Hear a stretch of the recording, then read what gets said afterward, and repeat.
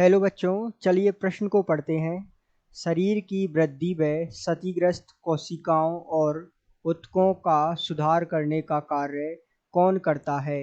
विकल्प आपके सामने दिए हुए हैं। विकल्प ए है कार्बोहाइड्रेट, विकल्प बी है वसा, विकल्प सी है प्रोटीन और विकल्प डी है खनिज लवण।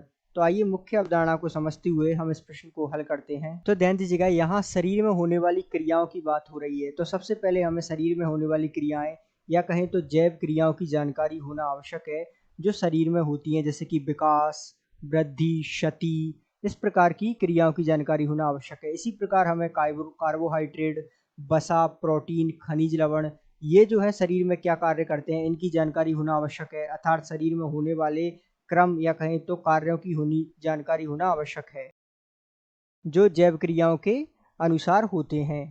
तो आइए सबसे पहले इस प्रश्न को हम मुख्य अवधारणा के आधार पर समझते हैं। जैसे कि जैव क्रियाएं, हम जानते हैं कि कोशिकाएं क्या होती हैं। कोशिकाएं जो होती हैं वो शरीर की सबसे सूक्ष्म इकाई होती हैं और कोशिकाओं से मिलकर बना होता है ऊतक, और ऊतक से मिलकर बनते हैं अंग।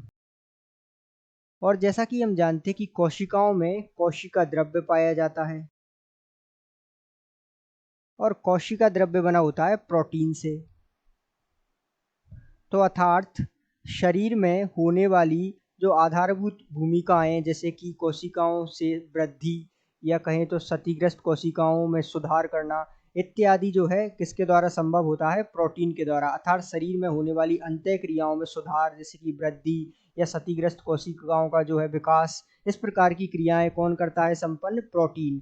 और जैसा कि हम जानते हैं कार्बोहाइड्रेट जो है हमें कार्य करने के लिए बाहरी ऊर्जा प्रदान करता है। अर्थात जैसे हम कोई कार्य संपन्न करते हैं तो उसके लिए हम जो है कार्बोहाइड्रेट के द्वारा उसके लिए ऊर्जा प्रदान की जाती है। खनिज लवण भी जो होते हैं वो हमें बाहर का जो बाह्य कार्य होते हैं उन्हें करने के लिए ऊर्जा प्रदान करते हैं। इसी प्रकार वसा का कार्य है। अब जैसे कार्बोहाइड्रेट ग्लूकोज है, ग्लूकोज टूट कर कुछ हमें ऊर्जा प्रदान करता है, उस ऊर्जा से हम जो है बाहरी कार्य संपन्न करते हैं। तो इस प्रकार ये जो है बी और डी तीनों गलत उत्तर हो जाएंगे। और जैसा कि प्रश्न के अनुसार हमसे पूछा है कि शरीर की वृद्धि व क्षतिग्रस्त कोशिकाओं और ऊतकों को सुधार करने का कार्य कौन करता है? प्रोटीन। जैसा कि आप इस प्रक्रिया द्वारा समझ सकते हैं। तो इस प्रकार दिए गए प्रश्न का सही उत्तर विकल्प सी है। आशा करते हैं आपको समझ आया होगा। धन्यवाद।